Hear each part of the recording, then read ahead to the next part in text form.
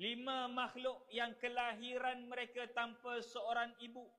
Yang pertama ada 3 orang Yahudi datang bertemu dengan Sayyidina Umar dan mengatakan kepada Umar, wahai Umar, kalaulah kamu dapat jawab soalan aku ini, nescaya kami pembesar-pembesar dalam kalangan Yahudi akan beriman kepada Tuhan kamu. Ketika mana kami beriman kepada Tuhan kamu, nescaya akan datang lagi ramai dalam kalangan Yahudi akan masuk agama Islam. Maka Sayyidina Umar tanyakan kepada 3 pembesar Yahudi tadi, tanyakan soalan, bagi tahu apa yang kamu nak tanya, tanya pada hari ini. Maka soalan yang ditanyakan, kata Sayyidina Umar, mereka bertanyakan kepada aku, senaraikan 5 makhluk yang kelahiran mereka tanpa seorang ibu.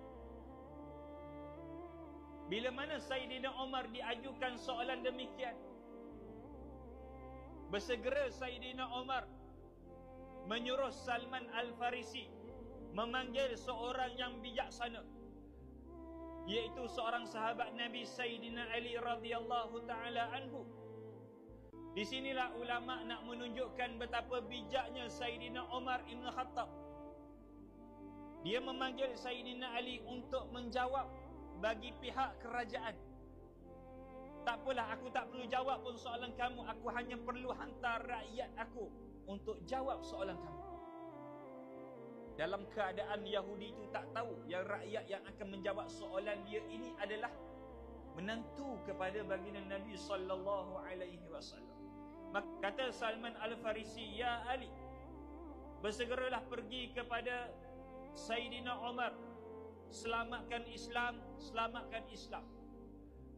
Lalu bila mana Sayyidina Ali sampai di pejabat Sayyidina Umar, diarahkan oleh Sayyidina Umar, wahai Ali, telah pun datang 3 orang pemuda dalam kalangan Yahudi.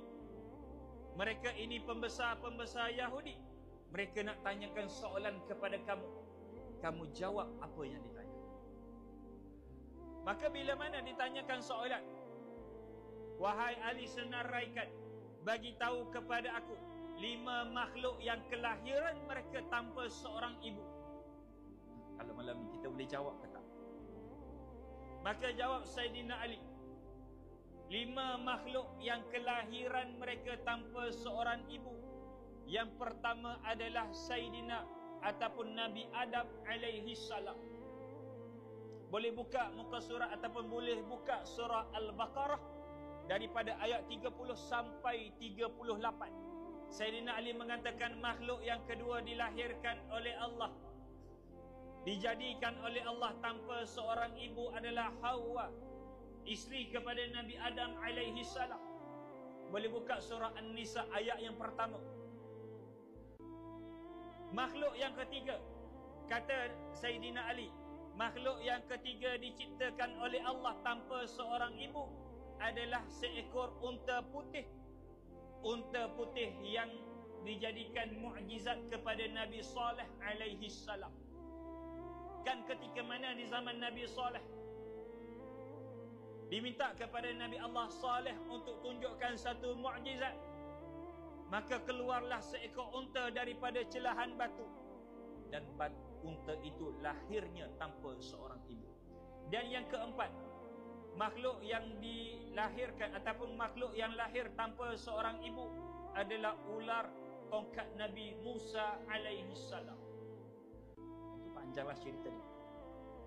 Yang terakhir sekali, makhluk Allah yang lahir tanpa seorang ibu adalah kambing biri-biri ketika mana nak ditukarkan dengan Nabi Allah Ismail alaihi salam.